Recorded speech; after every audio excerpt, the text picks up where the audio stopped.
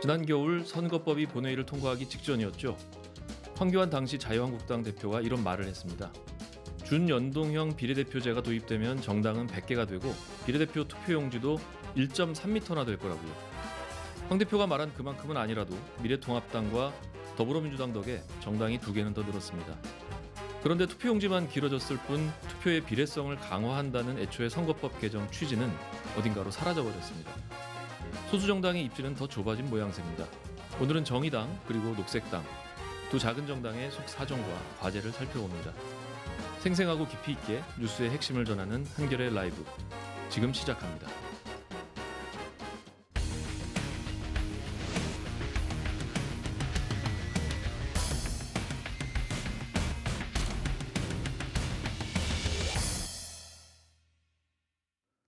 먼저 비례연합정당에 참여했다가 결국 독자 노선을 걷기로 했죠. 녹색당의 얘기부터 들어보겠습니다.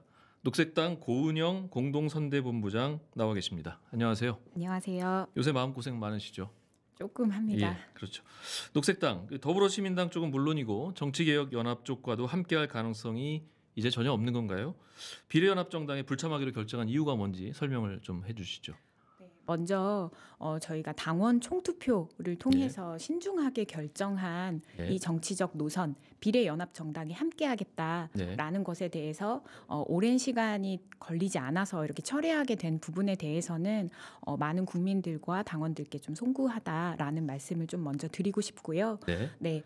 지금 비례연합정당을 사실상 민주당이 주도하는 모양새가 되면서 그 방식과 절차, 태도 모든 것에 대해서 동의할 수 없는 것들이 반복되었기 때문에 저희는 사실상 이것은 연합이 아니라 함께 하기를 강요받는 정당의 입장에서 더 이상 오늘 21대 총선의 국면에서는 선거연합의 결정을 하는 것을 철회해야겠다, 중단해야겠다라는 좀 중대한 결정을 좀 내렸음을 좀 말씀드리고 싶습니다. 예, 그렇군요. 비례연합정당, 이제는 더불어시민당, 이름도 이제 더불어가 들어갔습니다. 여기 불참하기로 결정한 데 대해 주변의 반응은 어떻습니까? 여권 열성 지지층에서는 녹색당 잘 빠졌다 이런 얘기도 나오거든요. 네, 저는 근데 이 부분은 분명하게 지적하고 싶습니다. 그렇게 시민들께서 평가를 하실 수 있어요. 하지만 지난 민주당에서도 저희보다 앞서서 당원총 투표를 거쳤거든요. 그렇죠. 그런데 당원총 투표를 붙이기까지 많은 당내 주요 인사들이 녹색당, 미래당, 정의당, 민생당 이렇게 원 내외에서 선거제도 개혁을 위해서 함께했던 정당들과 비례연합정당에 좀 구상할 생각이 있음을 여러 번 공식적으로 밝힌 바가 있습니다. 그 상을 공유한 더불어민주당의 열성 지지층들이 이 비례연합정당의 상을 승인을 해준 것이죠. 그렇지만 지금 사실상 논의가 며칠 지나지도 않아서 윤호중 사무총장의 어떤 성소수자에 대한 이야기 그리고 정강 정책을 함께할 수 있는 정당들과 함께하겠다라는 사실상 소수 정당을 줄 세우기 하고 말 바꾸기에 다름없는 태도들을 좀 보여주면서 저는 열성 지지자 분들께서도 총투표에 임했을 때 그리고 지금의 상황 이 상황을 한번 비교해 보시기를 바라면서 좀 신중하게 이 상황을 좀 보셔야 되지 않는가. 과연 당원들의 총의를 모으고 그 뜻을 받아들이는 이런 지도부의 행태인지 아니면 당원들에게 메시지를 보내면서 사실상 정당들에 대해서 줄 세우기 하면서 그 허락을 구하는 정도의 고도의 좀 정치적인 메시지인지 이것들도 좀 따져보셨으면 하는 생각입니다. 예, 그렇군요. 더불어시민당에 참여하지 않는 다른 정당들이 녹색당 말고도 있지 않습니까? 정의당, 민중당, 또 미래당 이런 당들하고는 선거연대를 할 가능성은 있다고 봐야 할까요? 먼저 정의당 같은 경우 저희와 오랫동안 원 내외에서 함께했던 정당이긴 한데요. 사실 선거연합 정당에 저희가 참여하기 전까지 네. 참여 의사를 밝히기 전까지 뭐 당 통합 요구라든지 네. 이런 것들이 분명히 있어 왔습니다. 당 통합 요구가 있었다고요? 네, 녹색당의 당 통합을 분명히 좀 제안을 했었고요. 그렇군요. 하지만 녹색당이 한국 정당사에서 가장 오랫동안 이름을 유지한 네. 8년 정당이거든요. 그렇죠. 그 사항은 선거연합 정당보다 더 받아들일 수 없는 상황이었습니다. 그래서 정의당과 이제 함께하는 이번 총선에서 함께할 수 있는 그림은 없다라고 말씀을 드릴 수 여기서 있고요. 한 가지만 더 여쭤보면 네. 어떤 이유로 통합을 하자고 했는지 그리고 왜 받아들이기가 어려웠던 건지를 조금만 더 자세히 설명해 줄 수 있으신가요? 네, 먼저 당명과 그리고 비례 후보들이 사실상, 그러니까 저희 녹색당에서 이미 경선에서 선출된 비례 후보들이 네.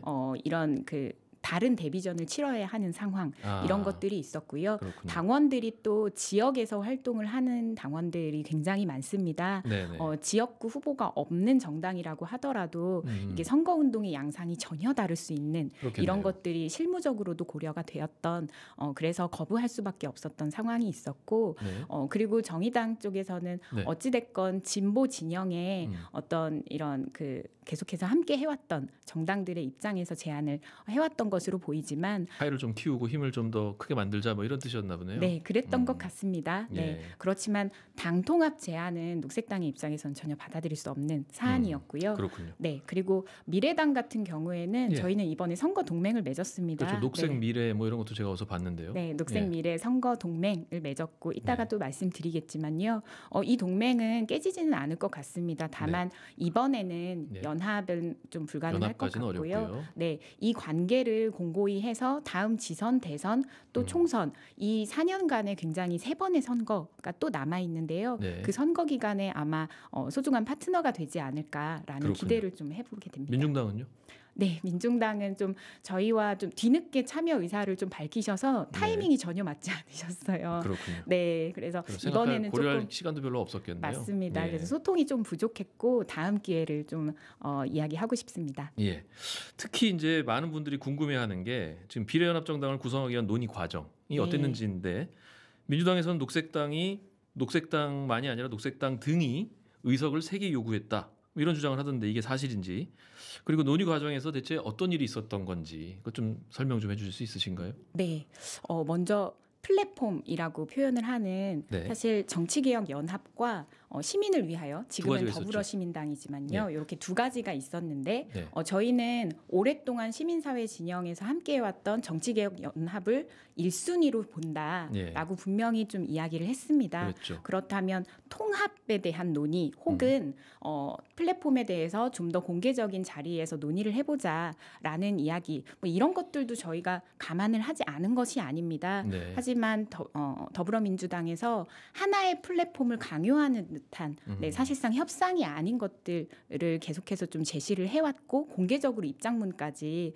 좀 이렇게 낸 상황이었습니다. 그랬죠. 네, 그런 것들을 봤을 때 이것은 연합의 논의가 아니다라는 생각을 좀 했고요. 네. 그리고 그 과정에서 연합의 그 비례연합 정당이라면 상호 소통이 가능하고 이해가 비슷한 정당들이 모여야 하는데 녹색당, 미래당은 알지 못하는 혹은 동의를 구한 바 없는 소수 정당들과 협약을 이미 맺고 이 사안에 대해서 좀 고려하기를 바라는. 입으로 더불어시민당에 들어간 그 몇 개 네, 당들 말씀하시는 맞습니다. 거죠. 가자 뭐 이런 당도 있고요. 네네. 예. 그런 정당들이 분명히 뭐 한국 사회에서 소중한 목소리라고는 생각하지만 네. 상호 동의 없는 연합 테이블을 어떻게 구성할 수 있는가 네. 이런 방식과 태도 절차 모든 것이 좀 문제였다고 생각이 들고요. 그리고 아까 제가 정치개혁연합을 잠시 언급했습니다. 네. 1순위였던 분명한 말씀을 좀 드리고 싶어요. 거기 하승수 위원장도 계셨었고요. 전 위원장이 전 계시긴 위원장. 하지만요. 네.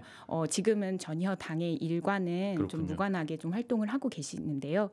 정치개혁연합 같은 경우에는 분명히 내부적인 방침을 의제에 대한 상호 합의 그러니까 어떤 국회를 만들 것인가에 네, 대한 네. 합의를 통해서 그 다음에 후보자 명부를 조율을 하겠다라는 네. 분명한 방침을 세운 바가 있고 기후 변화를 막겠다, 기후 국회 만들겠다라고 이 가치 연합에 대해서 동의했던 녹색당 입장에서는 의제에 대해서 먼저 짚을 수 있는 이 정치개혁 연합을 선호했던 것입니다. 그렇군요. 그렇지만 지금의 더불어시민당에서는 역시나 의제에 대한 이야기 없이 이렇게 수싸움을 하는 이런 메시지를 계속 보내고 계시는데요.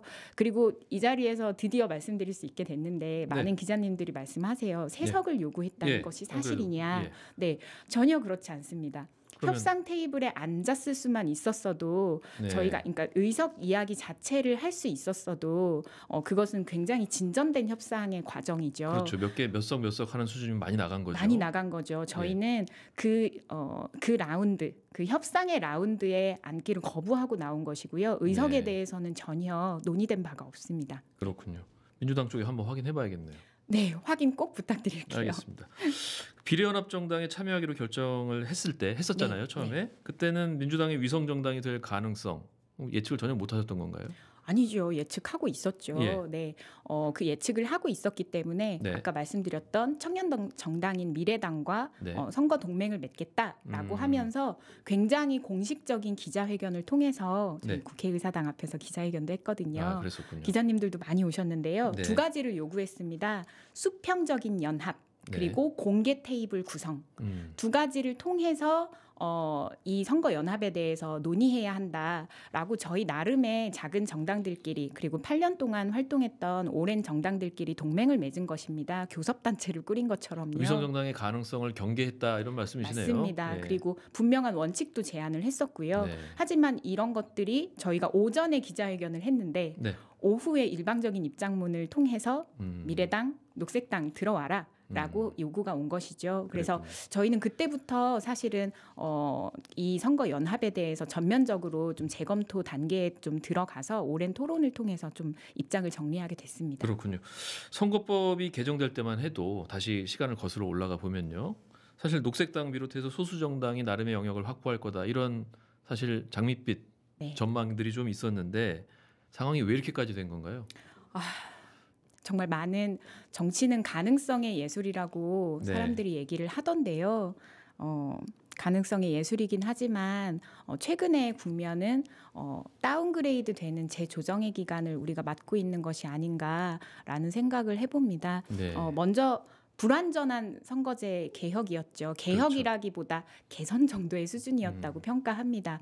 준 연동형 비례대표제 아래에서 이렇게 꼼수가 나올 수 있고 또 그 꼼수의 첫 출발 미래통합당, 미래한국당이 먼저 이렇게 발차를 한 상황에서 거긴 더 난리가 났죠 지금. 네, 맞습니다. 더 난리가 나셨더라고요. 네, 그래서 누군가에게는 그리고 녹색당이 처음에 인지하기로는 기회 구조로 보이는 정당들도 분명히 있었을 것이라 생각됩니다. 하지만 제가 더불어민주당에 분명한 책임을 묻고 싶은 것은 이 기회 구조로 분명히 전환해서 국민들께 선거제 개혁에 대해서 21대 국회에서 완수하겠다라고 분명히 말씀할 수 있는 상황이었음에도 결국에는 이 기회 구조가 큰 더불어민주당이라고 하는 거대 집권 여당이 작은 정당들을 입맛대로 줄 세우기 하고 그 진영을 공고히 재구축하는 것에 그쳤음을 저는 굉장히 안타깝게 생각하고요. 저희 또한 실리 그리고 기후국회를 만들겠다라는 절박감에서 이것을 채택을 하긴 했지만 이 기회구조가 사실 기회구조가 아니라 오히려 더불어민주당의 꼼수에 가깝다는 것을 좀 냉정하게 판단을 한 것이죠.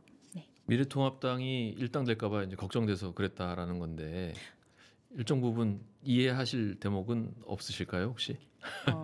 사실 녹색당의 입장에서는 뭐 그게 최1순위는 아니었습니다. 그리고 미래통합당이 일당이 될까 두려운 상황, 그 상황을 초래한 것 또한 지금의 집권 여당이죠. 그렇군요.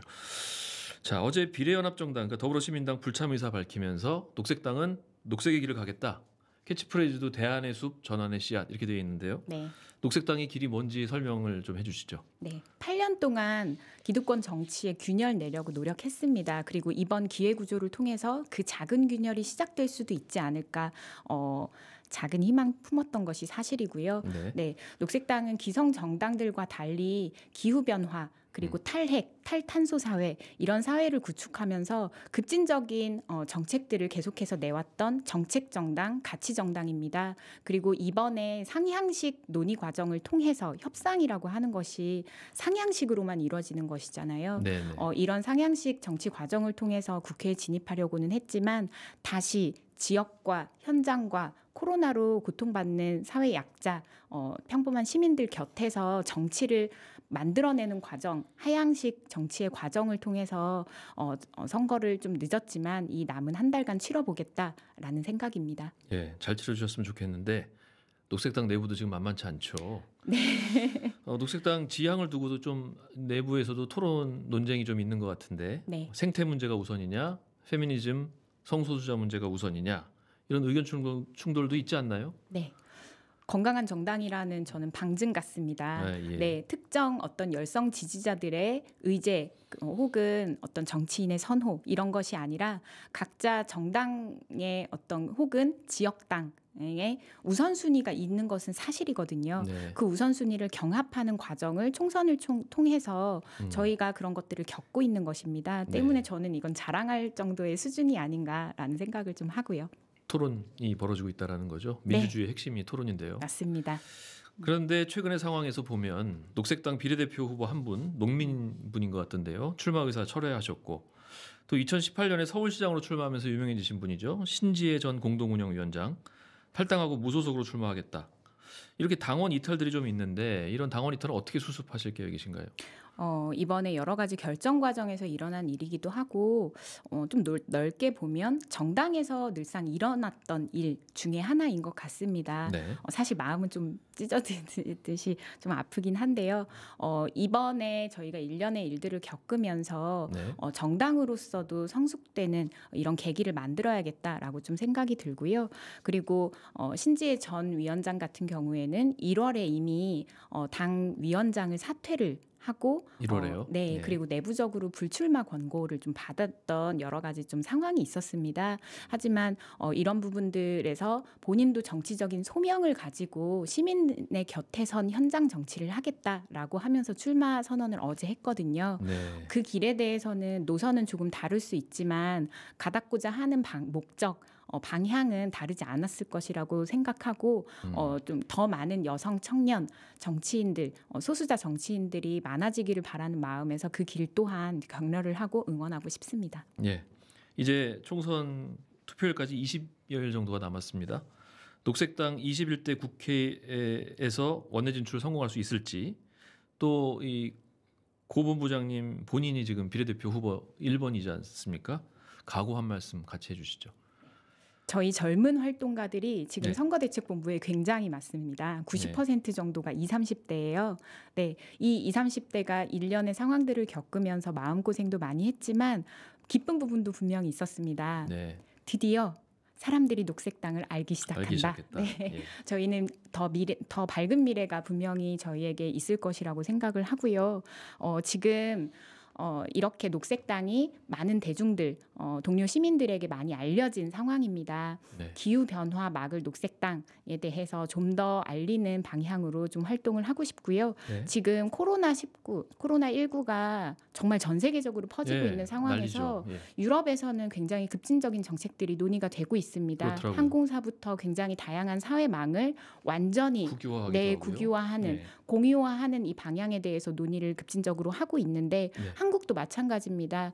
저는 IMF 키드라고 제가 여러 번 좀 말씀을 드려왔는데요. IMF보다 더 무서운 시대가 이미 도래했고 우리는 그것을 온몸으로 지금 체감을 하는 기간인 것 같습니다. 때문에 더 급진적인 정책, 녹색당은 이미 그런 것들을 좀 내세워 왔거든요. 그래서 여기서 시민들을 좀 설득하고 하는 작업들을 이번 남은 한 달 동안 열심히 해보겠습니다. 아주 중요한 시기네요. 마지막으로 질문 하나 마지막으로 드리겠습니다. 녹색당의 공약 1번이 뭔지 소개를 좀 해주시고 그다음에 원내 진출에 성공한다면 어떤 정책을 가장 중요하게 추진하실 건지 말씀해 주십시오. 저희 아까 전에 제가 기후 변화 계속 좀 강조를 했었는데요. 네. 기후 변화가 이제 기후 위기 시대라고 얘기를 합니다. 네. 코로나19와도 연결이 되어 있는데요. 이 기후 위기 막을 녹색당을 국회로라는 캐치프레이즈 하에 저희가 그린 뉴딜 급진적인 사회 대전환 정책 패키지입니다. 네. 그린 뉴딜을 1호 공약으로 발표를 이미 한 바가 있고요. 여기에서는 뭐 2030년까지 탈석탄, 그러니까 석탄 화력 발전소를 중단하고 하는 그런 계획들도 있지만 저희가 추진하는 대전환의 방식은 지금 코로나19로 고통스러워하는 시민들처럼 아래로부터의 전환, 아래로부터의 구조를 이야기를 합니다. 때문에 먹거리를 시민들이 어떻게 접할 수 있을지, 그리고 시민들이 대중교통을 어떻게 무료로 이용할 수 있을지 이런 전체적으로 좀 꼼꼼하고 촘촘한 네. 정책들을 이미 발표를 한 바가 있고 저는 녹색당이 이번에 많이 알려진 만큼 이런 부분들을 시민들께 지금의 사태를 근거로 좀 설득을 최대한 하는 그런 정치적인 시간을 한 달 동안 좀 만들어 가고 싶습니다. 예. 꼭 열심히 하셔서 네. 성공하셨으면 좋겠고요. 네. 8년 동안 이후 오셨는데 뚝심 있게 잘 나가시길 기대하겠습니다. 구은영 녹색당 선대본부장이었습니다. 나오셔서 고맙습니다. 감사합니다. 민주진보 개혁 유권자들은 전략적 판단을 하시리라고 저는 생각합니다. 민주당하고 정의당을 한 20대 30 정도로 전략 투표를 해주시면 정의당 교섭단체 됩니다. 반칙이 아니라 원칙이 이길 수 있도록 국민 여러분들께서 선택해 주시고 또 꼼수 정치가 정도를 이길 수 없도록 국민들께서 심판해 주시기 바랍니다. 자, 이번에는 정의당과 만나봅니다. 정의당 선거대책위원회 대변인이시고 동시에 비례대표 16번이시네요. 네. 김종철 대변인 나오셨습니다. 안녕하세요. 네, 안녕하세요. 예, 역시 많이 힘드시죠? 이거 어떠세요? 피곤합니다. 예. 우선 그 비례연합정당 구성을 둘러싸고 논란이 계속되고 있는데 네. 왜 이런 상황까지 왔다고 보시는지 말씀 좀 해주시죠. 핵심적으로는 연동형 선거제가 도입돼서 그 취지에 맞게 운영이 돼야 되는데 예. 일단 미래통합당이 어마어마한 반칙을 그러게 말입니다. 한 거죠. 그래서 물론 자기들은 반대했으니까 뭐 그렇게 하고 항변할 수는 있겠으나 그렇다 하더라도 정당이라고 하는 거는 헌법에 그 조직과 활동이 민주적이어야 한다 이렇게 규정이 돼 있음에도 자기들이 비례 위성 정당을 만들어서 그걸로 뭘 해보겠다고 해서 오늘 한선교 대표가 사퇴까지 하고 이 모양 요 꼴을 만든 미래통합당이 일단 가장 큰 책임이 있고 반치광 때문이군요. 그렇죠. 거기 모든 사단이 났고 예. 다만 이제 민주당에서 그것 때문에 좀 고민을 많이 했고 근데 저희는 이제 그렇게 하지 않는 게 좋겠다 얘기했습니다만은 저는 사실은 이해가 되는 측면이 있습니다. 네. 그렇게 해서라도 뭐 소수 정당을 뭐 이렇게 하겠다고 했으니까 물론 잘 안 됐지만은 근데 이제 오늘 이낙연 그 선거대책위원장이 그 관훈 토론에서 대단히 좀 민망한 상황이다. 네. 송구하고 뭐 이렇게 얘기했잖아요. 그래서 뭐 그런 측면에서 보냐면 이제 제가 좀 말씀드리고 싶은 것은 정의당이 이 길을 선택한 것이 좀 원칙적으로 맞는 거거든요. 네. 그런데 그렇기 때문에 정의당이 뭐 비례정당, 민주당이 제안한 비례 뭐 위성정당 이런 거에 참여하지 않는다고 해서 더 이상 어떤 과도한 비난이나 이런 것은 좀 없었으면 좋겠습니다. 근데 정의당이 만약에 참여했으면 지금 이 상황까지 오지 않았을 가능성도 있지 않을까요? 그런데 예. 이 상황을 한번 생각해 보셔야 돼요. 그러니까 그러면 거대한 비례 위성 정당이 양쪽에 두 개가 생기는 거지 않습니까? 네. 그러면은 이런 상황. 예를 들어서 이제 민주당 계열의 비례 위성 정당이 하나 있다. 근데 정의당이 참여했다 그러면은 TV 토론에서 토론 주제가 21대 국회 평가해 주세요. 그다음에 현 정부의 3년 정책의 그 정권의 운영에 대해서 평가해 주려고 하면 그 누가 나가야 됩니까? 그 토론에. 정의당은 그 이제 한국당 그러니까 미래통합당은 과거로 회귀하자는 완전히 보수 네. 그러니까 뒤로 돌아가는 회귀 세력이라 수구라고 생각하고 문재인 정부는 개혁을 추진하겠다 약속했으나 어느 순간에 좀 멈췄다고 생각합니다. 예. 그 자리에 딱 현실에 사실은 멈췄다고 생각하고 정의당은 거기서 앞으로 나아가겠다고 말하는 정당이거든요. 그러려면 정권에 대한 평가를 할 수 있어야 되는데 할 수가 없죠. 왜냐하면은 그 민주당이 추진하는 비례여성 정당의 정체성은 반미래 통합당일 뿐이거든요. 네. 그러니까 그 얘기만 합의된 거지. 그렇기 때문에 그러면 유권자들이 볼 때는 현 정권에 대해서 평가하는 세력은 미래통합당밖에 없는 거가 되는 거죠. 야당이 아닌 거요. 그렇죠. 그렇기 때문에 이런 문제 때문에라도 정의당은 정의당의 길을 걸을 수밖에 없었던 것입니다. 예, 그렇군요. 그런데 여권 지지자들은 정의당이 이기적이었기 때문에 문제가 많이 생긴 거다. 선거법 개정도 그렇고 또 21대 총선 결과 만약에 미래통합당이 1당이 된다면 이건 정의당 탓이다. 네. 이기적인 것 때문이다. 이런 사람들이 있거든요. 이런 분들이. 여기에 대해서 한 말씀 해명을 좀 해주시죠. 이 선거법은 제가 그 과정 전체를 제가 원내대표 비서실장이어가지고 그 그러셨죠. 과정에 실제 협상도 들어갔는데 225대 75 처음에 하기로 했고 50% 준연동형 오케이 해서 시작했다가 점점 그 민주당까지 포함된 다른 정당의 지역구 의원들이 내 지역구 사라지니까 해서 결국 253대 47이 됐고 그 정의당이 어쨌든 준연동형이라도 해야 되니까 근데 민주당에서 30석 캡을 씌우자 해서 그 받아들인 거고요. 그건 민주당의 요구였어요. 네. 그리고 마지막에는 사실은 이것도 중요한 문제인데 원래는 석패율을 하기로 했다가 석패율이 이제 권역별로 2명씩 하기로 했었거든요. 근데 민주당이 그거는 절대 안 된다고 한 거예요. 마지막에. 그러니까 이유는 물론 뭐 그렇게 했는데 만약 석패율이 어느 정도 보장돼 있으면은 미래한국당, 그러니까 미래통합당에서도 중진 의원들이 자기가 살아야 될 보험용으로서 그걸 활용할 수 있기 때문에 위성 정당을 만들 수가 없습니다. 그렇죠. 예, 그래서 그러니까 그게 사라진 것이 저는 굉장히 중요한 역할을 그 문제를 만들었다 생각하고 그러니까 정의당이 욕심을 내서 이 모양 욕골이 된 거는 전혀 아니다. 이 말씀을 좀 드리고 싶고요. 예. 그리고 일당에 대한 얘기는 일당은 보통 이제 지역구에서 많이 판정이 나지 않습니까? 그렇죠. 예. 지역구에서 많이 판정이 나기 때문에 그 부분은 민주당이 좀 돌파를 해야 될 측면이 있습니다. 네. 그리고 그 이제 아마 일당이 안 되면 국회의장을 뭐 내줘야 되지 않냐 예. 이런 국회의장 얘기 많죠. 그렇죠. 그런데 그건 과거의 관행인데 이번에는 미래통합당이 관행이고 뭐고 다 깨고서 그 완전히 이상한 비례연합정 하청 정당을 만들었잖아요. 하청 정당이라는 표현 쓰시는군요. 예. 이건 제가 볼 때 예. 정당이라고 불러주는 게 그 과분한 그 미래연합. 예. 그래서 무슨 관행은 다 없는 거예요. 이제 이번 선거가 끝나고 나면 그 의장은 예를 들면 민주당과 정의당이 이렇게 했으면 좋겠다라고 해서 올릴 수도 있는 겁니다. 꼭 일당일 필요는 없다. 이 말씀이시죠. 그러니까 저는 민주당이 한국당보다 좀 더 이겼으면 좋겠고 정의당도 교섭단체가 됐으면 좋겠는데 설사 만약에 민주당이 미통당한테 조금 밀려가지고 뭐 이렇게 한다 하더라도 그 과반수 다수가 민주당과 정의당이 과반수를 점하고 있으면은 투표는 거기서 하는 거거든요. 그렇죠. 예, 그걸로 의장을 할 수 있다고 생각하는 겁니다. 예, 맞습니다. 그런데 또 이런 의견들이 있으세요. 여권 지지자들이 만약에 고 노회찬 전 대표가 살아계셨다면 정의당이 다른 선택을 했을 거다. 비서실장이셨으니까 네. 노 전 대표가 어떤 선택을 하셨을 거라고 생각하시나요? 제가 그 최측근이기 때문에 잘 아는데요.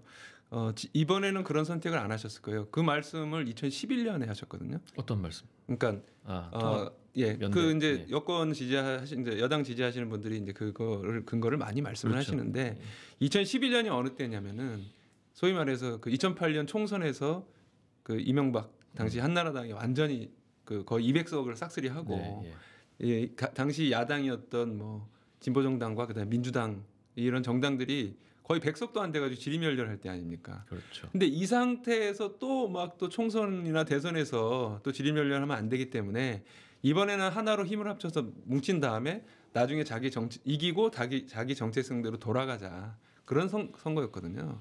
다 야당이었던 시절. 근데 이번에는 정권도 현재 민주당이고 국회 다수파도 민주당이에요. 그러면은 정의당 같은 야당 정체성을 진보 야당의 정체성을 갖고 있는 정당이 여기에 들어간다는 거를 노회찬 대표가 선택하실 리가 없죠. 상황에 따라 상황이 좀 다르다라는 말씀이시네요. 상황이 많이 다르다. 그렇죠. 많이 다른 거죠. 어제 관훈 토론이 있었고 거기서 이제 심상정 대표가 나오셔서 네. 범여권 지지자들한테 전략 투표를 해달라 이렇게 호소를 하셨어요. 네. 내용을 보면 민주당이 20, 정의당이 30 이런 네. 표현 나오거든요. 네. 이 내용이 뭔지 설명을 좀 해주시고 이걸 어떻게 봐야 할지. 네네. 저는 이번에 이렇게 봅니다. 현재 뭐 민주당을 포함하고 정의당을 포함한 어떤 진보 개혁 진영이 네. 비례대표 득표에서는 이제 계속 추이를 보면 한 50% 정도는 그리고 그보다 약간 높게 할 수 있다고 좀 보여지거든요. 네. 근데 이제 문제는 뭐냐면은 그게 대략 이제 40대 10이라고 민주당이 40, 정의당 대통령이 이제 10이라고 보면은 이거를 이게 40대 10이든 25대 25든 아니면 정의당이 좀 높게 나와서 20대 30이 되든 진보 개혁 진영이 가져가는 비례대표 총 의석수는 변함이 없습니다. 네. 왜냐하면 연동형이라는 거는 딱 지지율에 맞춰서 가져가기 때문에. 네. 그런데 왜 심 대표가 그 얘기를 했냐면 총수는 변함이 없는데 국회에서 가장 중요한 그 조직은 교섭단체. 교섭단체죠. 예, 교섭단체는 국회 상임위원장, 그다음에 국회 의사일정, 그다음에 국회 상임위원회별 그 간사들을 다 정할 수 있어요. 이 간사가 합의하지 않으면 사실은 어떤 법도 통과하기가 어렵고 또 어떤 법안도 이렇게 막으려고 하는 법안도 거의 막아낼 수가 있습니다. 그렇기 때문에 근데 문제는 뭐냐면은 미래한국당이 만약에 이제 미래통합당의 위성정당인 미래한국당이 만약에 20석을 돌파한다 그렇게 되면 교섭단체를 만들 수 있는 거죠. 그렇죠. 그러면 황교안 대표가 볼 때는 이제 자기들도 교섭단체고 미래한국당이 교섭단체가 됐잖아요. 그렇죠. 그러면 교섭단체 둘과 민주당 하나 이렇게 해서 2대1로 압박을 하면 훨씬 더 얻어낼 수 있는 게 많습니다. 그렇겠죠. 왜냐하면 교섭단체로 돌아가면서 이렇게 법률로 정해진 것도 있거든요. 네. 그런데 만약에 이걸 막기 위해서는 2대2 정도로는 막아줘야 된다. 또 다른 교섭단체가 필요하다. 예, 그렇죠. 정의당이 그런 역할을 할 수 있고 물론 지금 뭐 지지율이 상당히 이제 좀 욕도 많이 먹고 해서 하지만 전략적으로 판단해 보면은 교섭단체라는 것이 굉장히 중요하기 때문에 그러니까 이런 선택을 해주십사 하는 거고 그리고 실제로 정의당이 공동교섭단체 형태이긴 하지만 한 4개월 정도 교섭단체를 한 적이 있었어요. 예. 노회찬 대표가 그때 초기 교섭단체 대표였고 그때 두 가지 중요한 일을 했습니다. 하나는 노 대표가 국회 특수활동비를 반납해가지고 국회 특수활동비가 없어졌고요. 네. 두 번째는 그 당시에 정치개혁특별위원회하고 사법개혁특별위원회를 만들어서 심상정 대표가 정개특위위원장하고 민주당이 사개특위위원장을 했습니다. 그래서 지금 좀 약간 굉장히 어렵게 되지만 연동형 비례대표제를 패스트트랙 관철시킨 거고 사개특위에서는 결국 공수처를 관철시킨 거죠. 그렇죠. 그것이 정의당이 교섭단체로 있었을 때 협상에서 한 거거든요. 그래서 네. 이 교섭단체를 만들어줘야 되는데 그러기 위해서는 지금 이제 그 더불어민주당이 추진하는 여기는 선거 끝나고 다 흩어지는 거잖아요. 그래서 이 교섭단체가 되기가 그걸 상태로 교섭단체 할 수가 없어요. 애초 취지에 맞지도 않고 시민을 위하여는 플랫폼 미디어는 해체하겠다고 다 약속했기 때문에 네. 그래서 정의당처럼 확실하게 자기 노선이 있는 정당에게 좀 표를 주십사 그러면은 상당히 21대 국회에서 좋은 양상이 펼쳐질 수 있다는 말씀을 드린 거고 좀 앞으로 그런 걸 좀 말씀을 많이 드리려고 합니다. 방금 말씀하신 취지에 따르면 비례연합은 같이 안 해도 지역구에서 뭐 더불어민주당하고 선거연합 같은 걸 할 가능성도 있는 거 아닌가요? 말씀하신 취지에 따르면. 그래서 그거에 대해서 저희 당의 방침은 예. 당 차원에서 선거연합을 전면적으로 한다 이렇게는 안 할 겁니다. 네. 네, 다만 지역별로 이게 그 연합해서 해서 꼭 이겨야 되겠다는 어떤 자체적인 판단과 그런 것이 있는 데는 제안이 들어오면은 그걸 판단해서 하려고 하고 있습니다. 지역별로요. 예. 그래서 지금 현재 두 군데인데 하나는 울산에서 그 북구에서는 정의당 후보로 이제 그러니까 민주당하고 한 건 아닙니다. 거기는 예. 이제 민중당이 상당히 강한 지역에서 여서 이렇게 나눴고요. 동구는 민중당, 북구는 정의당. 그다음에 창원에서는 민주당 후보에 대해서 여영국 후보가 단일화를 좀 제안한 상태. 예, 그래서 이겨보자. 뭐 이렇게 제안한 거죠. 당 차원에서 왜 안 하시나요? 그게 만약에 그렇게 되면은 정의당의 후보들은 사실 상대적으로 좀 약하지 않습니까? 상대적으로 약하기 때문에 계속 양보를 해야 되는 그런 가능성이 높거든요. 그래서 어쨌든 그런 거는 우리 어떤 당의 후보들 그리고 우리 당의 내용으로 승부를 보되 지역이라든가 이런 데서 우리 판단으로 할 때 단일화를 해서 하는 것이 전체적으로 좋겠다라고 판단한 데는 중앙당에서 승인하면서 판단하겠다는 겁니다. 예, 그렇군요. 여기서 갑자기 좀 돌발 질문일지 모르겠는데 네. 조금 전에 녹색당 고은영 대표 말씀으로는 네, 통합을 제안했었다 녹색당에. 네, 저도 좀 전에 들었습니다. 예. 처음 들으시는 건가요? 그런 얘기들이 좀 있었던 것 같아요. 예. 그러니까 이제 어떤 취지에서 통합을 요청했던 건지. 어쨌든 정의당과 녹색당은 좀 힘이 약한 정당 상대적으로 그리고 녹색당은 이제 이전에 비례대표 득표를 해서 국회 원내 정당이 되려고 했는데 안 됐었지 않습니까? 네. 그래서 만약에 정의당과 녹색당이 힘을 합쳐서 비례대표에 대응을 하면 그때는 위성정당이고 뭐 없었을 때니까요. 예. 굉장히 지지율도 올라가면서 더 큰 시너지 효과가 날 수 있겠다. 이런 판단이시지 않았을까? 예. 만약에 제안을 했다면 심상정 대표실 텐데. 네. 그런데 이제 녹색당으로서는 당연히 받아들이기가 어렵겠죠, 당연히. 뭐 이해는 합니다. 예. 그렇군요. 자, 그럼 정의당이 지금 말씀하신 대로 하면 이제 교섭단체가 돼야 되는데 네. 문제는 지금 비례대표 후보들을 둘러싼 논란들이 좀 있습니다. 예. 가장 대표적인 게 지금 비례대표 1번이 굉장히 중요하고 상징적인 인물이라고 해야 될 텐데 네. 류호정 후보의 대리 게임 논란 네. 이게 지금 잘 가라앉질 않네요. 1번이 마음에 들지 않아서 정의당에 표주기 싫다 이런 분들도 보이는 것 같습니다. 네. 그래서 그 부분에 대해서는 유호정 후보가 참 진심으로 여러 번 사과를 했고 네. 그런데 이제 유호정 후보에 대해서 제가 조금만 더 말씀을 드리면은 네. 이 류 후보가 그 이제 시청자분들께서 한번 유호정을 치고 블로그를 한번 가보시면은 블로그에 가보시면은 본인의 인생 살아온 얘기가 한 10편에 걸쳐서 나와 있습니다. 그거 저 보면서 굉장히 좀 짠했거든요. 나오시면서 쓴 거예요? 아니면 원래 썼던 겁니까?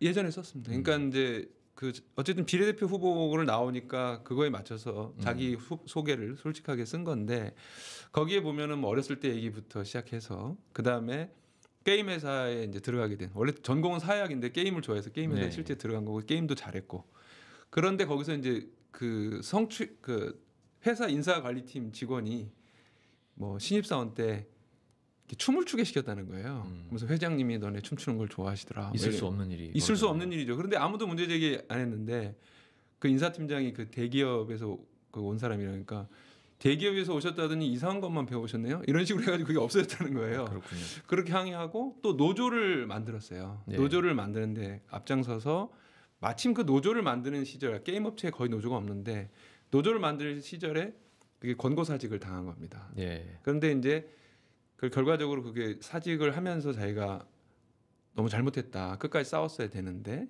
이게 게임 업체의 관행처럼 뭐 프로젝트 하나가 없어지면 막 사직학 시키고 그렇죠. 이러는 건데 네. 그걸 맞섰어야 되는데 이러면서 그러니까 사직 당한 후에도 다시 그 노조를 만들기 위해서 자기가 지원을 하고 뭐 그런 과정들이 쭉 나옵니다. 그래서 유호정 후보가 국회에 가면은 이런 청년 노동자들을 위해서 되게 열심히 실제로 지금 그 청년 노동자들, 게임업체 노동자들 이런 사람들이 유호정 후보한테 제보를 해오고 있다고 해요. 예. 그래서 이걸 저희가 좀 잘 해결하기를 한번 기대를 하고 있습니다. 대리 게임 논란도 있지만 더 잘한 게 많다. 예, 더 그거는 잘할 인사다 이런 말씀이시네요. 그렇습니다. 예, 강단이 있습니다. 1번 말고도 지금 2번 장혜영 후보, 네. 12번 정민희 후보 뭐 두 분 얘기가 좀 있는데 네, 2번 같은 경우 저는 좋아하는 표현은 아닌데 이른바 메갈이다. 네, 네. 또 정민희 후보 같은 경우는 심상정 대표의 팬클럽 회장 출신이다. 뭐 이런 비난, 뭐 지적 이런 게 있습니다. 어떻게 보십니까?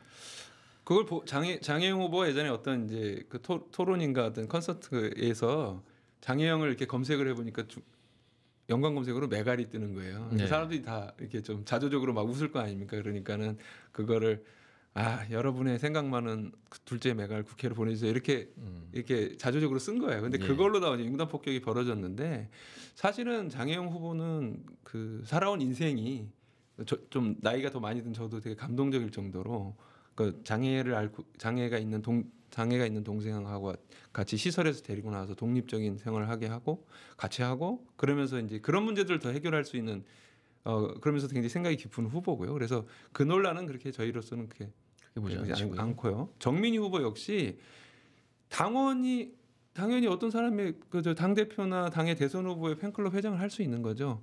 그것 때문에 된 것이 아니고 당원 투표로 됐는데 정민희 후보는 본인이 2018년 강남구에 예. 그 지방선거 후보였습니다. 예. 그렇기 때문에 이 사람이 무슨 뭐 팬클럽이기 때문에 심상정 대표가 여기저기 전화해서 찍어줘라 이거는 말도 안 되는 얘기인 거죠. 그렇네요. 다소 꼬투리 잡기 같네요. 이 네네, 부분은. 그렇습니다. 자, 이제 사전 투표일까지 20여일 정도가 남았습니다. 네. 그죠? 그동안 정의당이 새로운 분위기를 만들어낼 수 있으실까요? 어떻게 시간이 좀 충분한가요? 있는 대로 해봐야죠. 예. 항상 보면은 그 어떤 이렇게 위기나 기회야 이런 것이 번갈아면서 오더라고요. 사실 정 말씀하신 대로 지금까지는 정의당이 계속 수세에 몰려서 위기인데 오해도 많았고 그래서 지금부터는 이런 오해를 좀 불식시키고 어떤 이렇게 쓸데없는 논란 같은 거 이렇게 이런 거보다는 우리가 국민들에게 어떤 걸 해드릴 수 있는지 저는 불평등 해소에는 정의당이 가장 최선두에 서 있다고 생각을 하거든요. 예. 기후 위기 이런 부분에 있어서는 정의당과 녹색당 함께 하고 있고 뭐 주거 정책 이런 부분에 있어서도 정의당 뭐 이런 데가 훨씬 더 현 정부보다는 더 훌륭한 정책을 갖고 있다 생각하기 때문에 꾸준히 좀 가려고 합니다. 단독 교섭단체 구성 이게 목표다. 아직 이 목표는 유효한 거죠? 그렇습니다. 예. 그래서 개혁 진보 유권자들께서 네. 정의당이 교수단체 되는 것이 중요한지 안 한지를 한번 좀 시간을 두고 판단을 해주시길 기다리는 겁니다. 저희가. 예, 그렇군요. 그러나 현실은 진보정당이 원내 진입한 이래 최대 위기다 이런 평가가 나오고 있고요. 네. 진보 정치에서 오래 활동하셨잖아요. 앞으로 진보 정치의 입지 어떻게 다시 넓혀 나갈 계획이신지. 네. 옛날에 민주노동당 시절부터 제가 활동을 했는데 예. 노무현 대통령 탄핵이 벌어졌을 때 저희가 그 전에는 지지율이 한 5% 정도 나오다가 노무현 대통령 탄핵 되시고 나니까 지지율이 0.8%까지 떨어진 적이 있었어요. 그때는 모든 정당이 열린우리당 빼고는 다 폭락을 거죠. 했었는데 예, 예. 저희는 뭐 탄핵에 참여하지도 않았고 네. 그러니까 이제 시민들이 조금 포연히 이렇게 싹 가시고서 천천히 평가를 해보니까 얘네들은 탄핵도 참여하지 않았고 원외 정당이지만 노회찬 이런 사람 말 잘하고 권영길 대표 부유세 뭐 부자에게 세금을 서민에게 복지를 이런 거 하면서 맞았거든요. 그렇죠. 그러면서 다시 이게 쭉 올라가서 네. 전혀 예상하지 못한 13%까지 간 거죠. 네. 그래서 8석해서 노회찬 대표가 당시 이제 국회의원 마지막으로 비례대표 마지막으로 들어가셨고 하지만 이런 상황에 대해서 저희는 좀 겸허하게 보고 예. 어떤 천천히 다시 한번 한 달 동안의 기간을 설득을 해보려고 합니다. 예. 잘 설득하셨으면 좋겠네요. 마지막 질문 드릴게요. 유권자들이 왜 정의당을 지지하는지 말씀해 네. 주시면서 1번 선거 공약에 네. 대해서도 좀 설명을 해주십시오.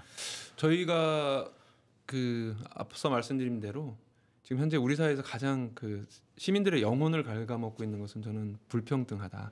나는 이 사회에서 어떤 그 다른 이보다 못하다. 나는 왜 이렇게 불행할까 이런 거라고 생각하거든요. 그래서 네. 이 불평등 해소가 가장 중요하다고 보는데 더불어서 이제 지구적 위기인 기후 위기 이런 게 중요하다고 보는데 그 문제에 있어서 현재 유력 정당들 중에서는 정의당이 가장 좋은 대안을 갖고 있다라고 생각을 하기 때문에 예. 꼭 지지해 주십사는 말씀드리고 네. 1번 정책으로는 뭐 여러 가지가 있는데 그중에서 제가 좀 생각해 본 것은 주거 정책입니다. 주거 정책이 가장 중요한데 주거 정책 중에서 공공 임대주택을 좀 이제 늘려야 되겠습니다. 그다음에 전월세 임대료 상한제 해서 너무 전월세가 높게 뛰는 걸 막아야 되겠고요. 마지막으로는 지금 현재 전월세 계약이 2년마다 갱신되지 않습니까? 예, 예. 이사 걱정이 너무 많아요. 맞습니다. 그래서 내 집이 없더라도 이 집에서 조금 오래 살 수 있으면 좋겠다. 그래서 저희가 3년씩 3번, 그러니까 총 9년 동안의 계약갱신권을 세입자한테 보장하자. 주거를 안정시키는 그렇습니다. 정책이네요. 그래야지 청년들도 자기 집을 갖고 독립적으로 안정된 생활을 할 수 있을 것 같고요. 그렇습니다. 예. 정의당 캐치프레이즈가 노동의 희망, 시민의 꿈이네요. 네, 그렇습니다. 예, 이게 잘 이루어지시길 기대하면서 정의당 선대위 김종철 대변인 오늘 나오셔서 감사합니다. 네, 감사합니다. 수고하셨습니다. 네. 불안은 영혼을 잠식한다. 1974년에 나온 영화 제목이죠. 아랍 속담이라고 합니다. 영혼 없는 존재는 인간이라고 할 수가 없을 테니까 불안은 인간성마저 앗아간다는 뜻이겠죠. 코로나19로 천지가 뒤흔들리는 듯합니다. 그러나 불안과 공포에 영혼을 내줘서는 안 됩니다. 우리가 지켜야 할 영혼이란 무엇일까요? 공동체를 이루고 함께 살아가는 모든 존재와의 공존에 대한 감각 그리고 공감하는 힘이 아닐까요? 잠시 눈을 돌려보면 나쁜 뉴스만 있는 것도 아닙니다. 코로나19 치료제 임상시험이 진행 중이고 4월 초가 되면 시판 허가 전 단계인 제3상 임상시험 결과가 나온다고 합니다. 선거를 앞둔 거대 정당들의 위기 대처 방안은 어떤가요? 불안에 잠식돼 영혼마저 스스로 내던지는 모습으로 비춰집니다. 건강하고 올곧은 소수 정당들이 한국 정치에 치료제 구실을 하게 되길 바랍니다. 치료제를 만드는 힘은 민주공화국을 일궈가는 우리 시민들에게 있습니다. 지금까지 한겨레 라이브 김진철이었습니다. 다음 주 화요일 오후 5시 다시 찾아뵙겠습니다. 고맙습니다.